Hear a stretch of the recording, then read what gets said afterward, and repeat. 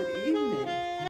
Dignitaries of the National Park Service, NPS alumni, elected officials, Dr. Mark Brown, visitors, and friends.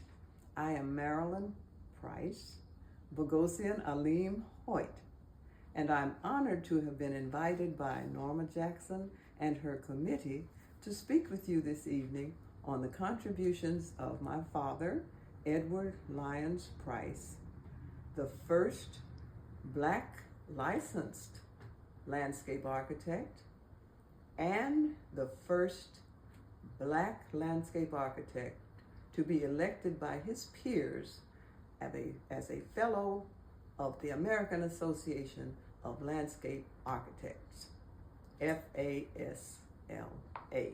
Now I'm going to begin my speech with a little joke.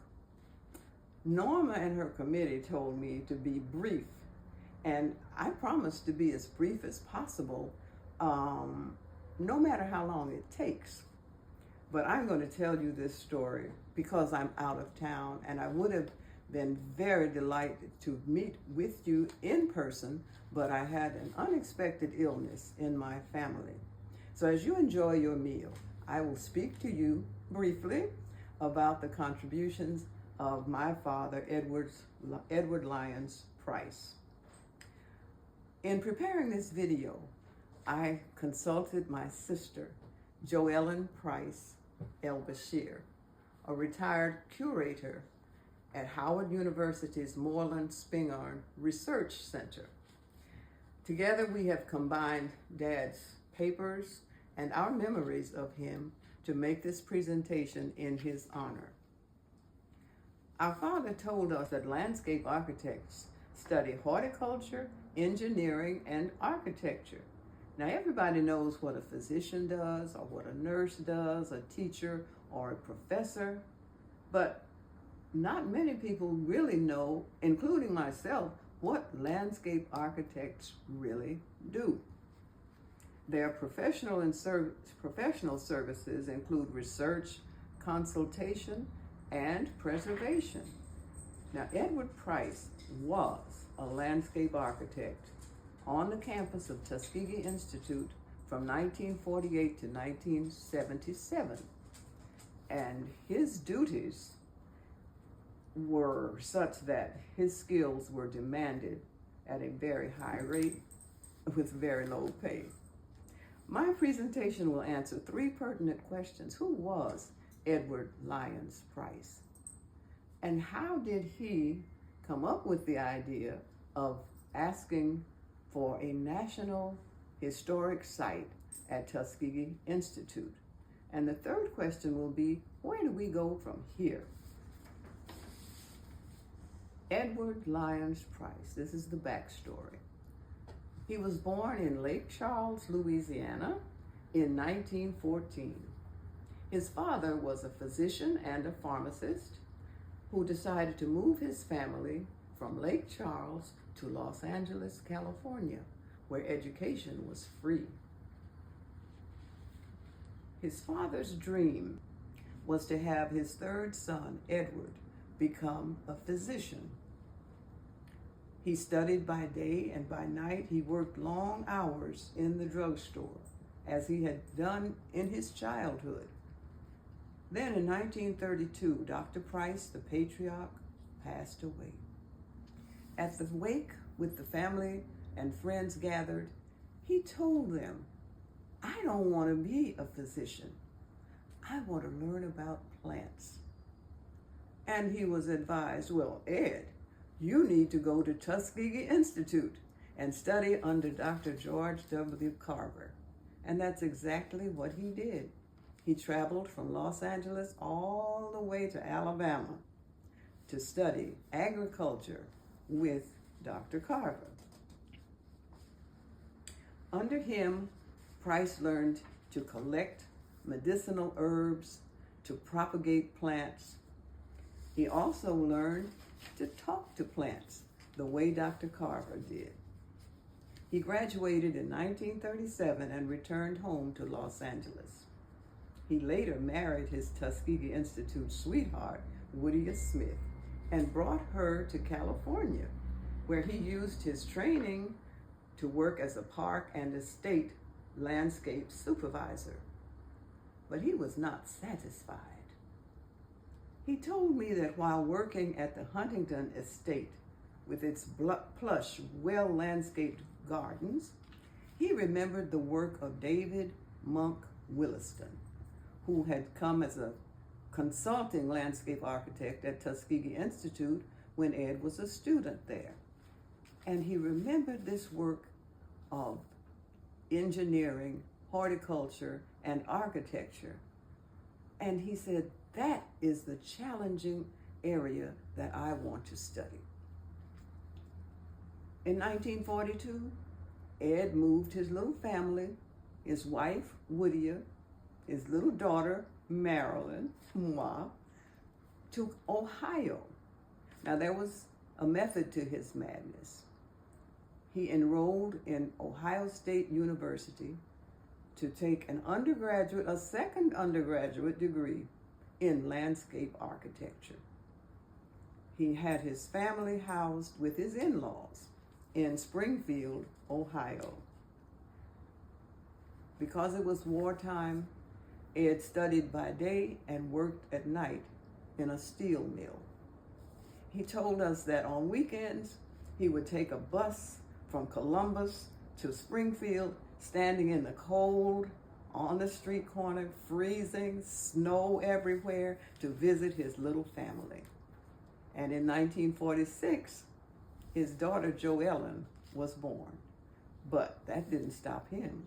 He continued to go back to Ohio State, and he earned his landscape architecture degree, winning national high honors in 1948.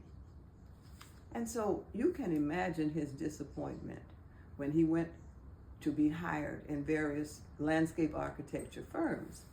And the people would tell him, Mr. Pryce, we see that you're very highly qualified, and we would love to have you in our firm, but we're not sure that our clients would be comfortable sitting next to a Negro.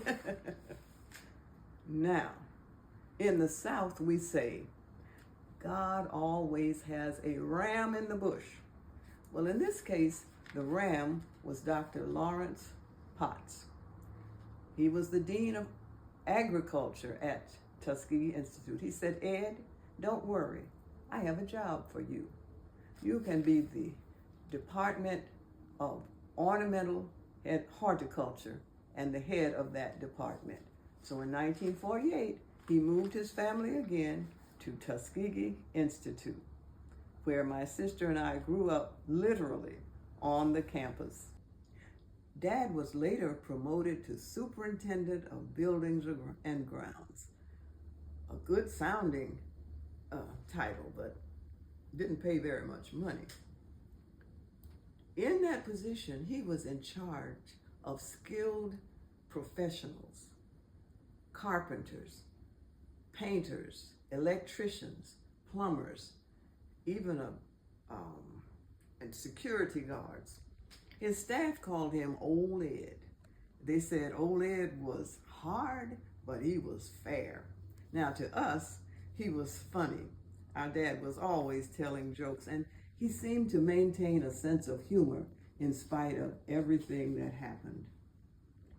But with no money for purchasing plants and flowers to adorn the campus of Tuskegee Institute, Ed and his backhoe man would go out into the woods, and they would dig up trees and plants and bring them back to put on the campus. I later learned that this has become the rage in landscape architecture, using indigenous plants. Well, Ed was ahead of his time, evidently. As a visionary artist, Pryce continued Dr. Carver's practice of recycling by using discarded tree limbs and stumps to create beautiful works of art. His paintings included the genre of mixed media, copper repoussé, and acrylics on cardstock. Through his art, Ed also found an outlet for his creative vision. He earned extra income doing surveying and landscaping for local residences and the Black-owned drive-in. Still pursuing his dream, in 1954, he enrolled in UCal Berkeley to complete a master's in landscape architecture with a thesis on campus planning, and he put his new knowledge to work at Tuskegee Institute. So that's the backstory. But what prompted the decision to write a proposal to the United States government to make Tuskegee Institute a National Historic Site? Remember, as superintendent of buildings and grounds, Ed was operating with limited resources. Being both conscientious and professional, he realized that those older buildings constructed during the administration of Booker T. Washington, those buildings were falling into disrepair, and he knew that his limited budget was insufficient to properly maintain these facilities. As a landscape architect, Ed Pryce was a problem solver and preservationist by training. So his solution was to call upon the resources of the United States government, the Department of the Interior. He felt that the federal government would preserve these buildings if they became part of a National Historic Site. So he researched the history of each building and used this research as the thesis for his proposal. His proposal was reviewed and signed by the Institute's president, on whose behalf it was submitted. My father told me that he was even called to Washington to defend his proposal. As a result of his efforts, Tuskegee Institute was designated a National Historic Site in 1974. But as time passed, it seemed that the contributions of Edward Lyons Pryce had been forgotten. Undeterred, Pryce continued to serve Mother Tuskegee until he semi-retired in 1977 and taught art history and third-year design in the School of Architecture. He completed campus plans for over 10 HBCUs and 2 Booker T. Washington colleges in West Africa.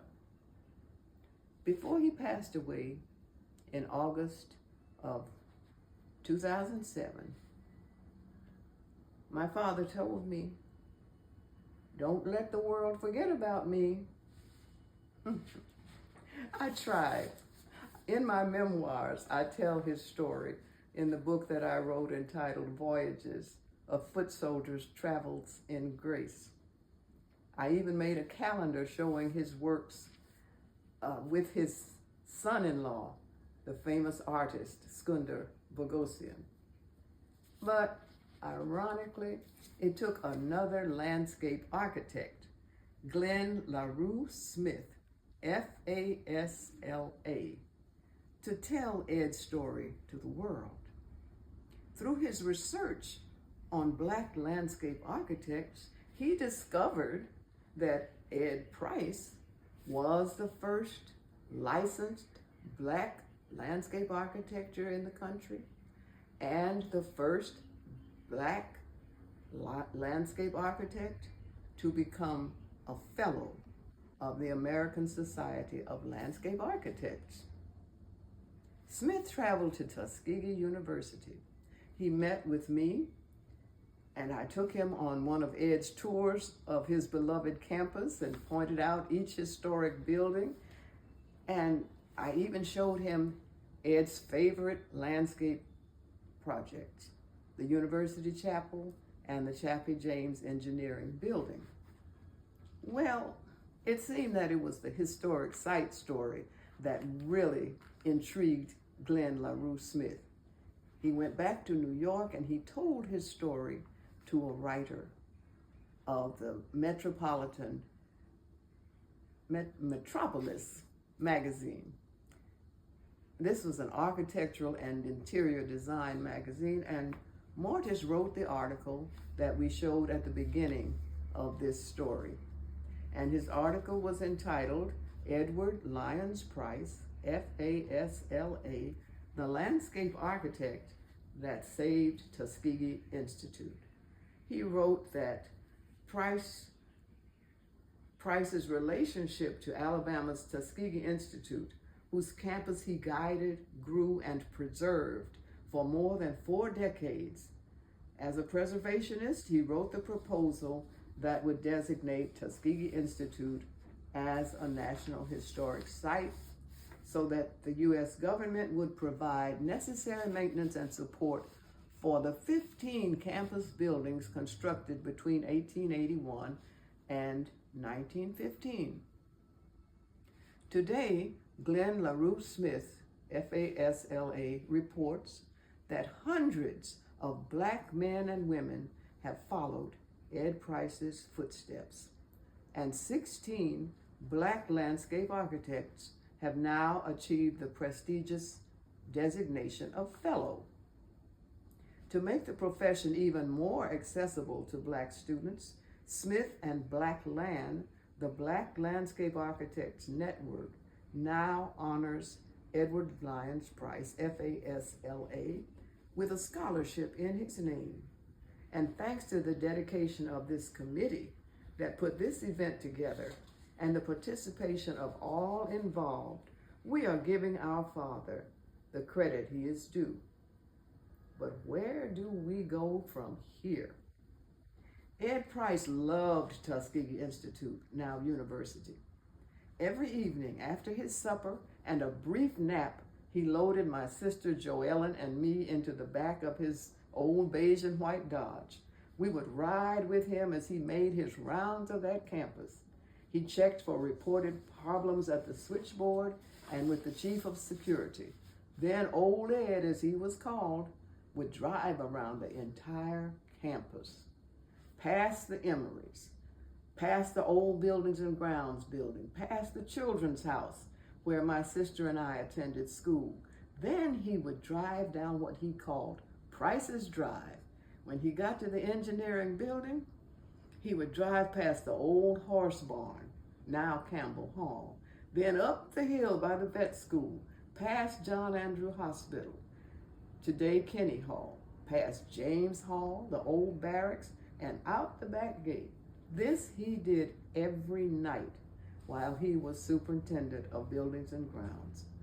How fitting it would be to think about naming a street Pryce's Drive on the campus to keep his name alive to that campus to which he devoted his life. In conclusion, my sister Joellen and I are so appreciative of the service of Edward Lyons Pryce to Mother Tuskegee. We are appreciative that this service is being honored this evening. We again thank all who labored to bring this dream to fruition, those who traveled to attend, and those who served the National Park Service at the Tuskegee Institute National Historic Site. May they tell the story of Edward Lyons Pryce as they lead tourists around this beautiful campus. Let them mention the historic buildings constructed during Booker T. Washington's administration. Buildings built with student-made bricks, designed by student architects, constructed by skilled student tradesmen and women. Historic buildings still standing because of the vision and persistence of Edward Lyons Pryce, FASLA. Thank you to all, and a good evening from Joellen and Mary.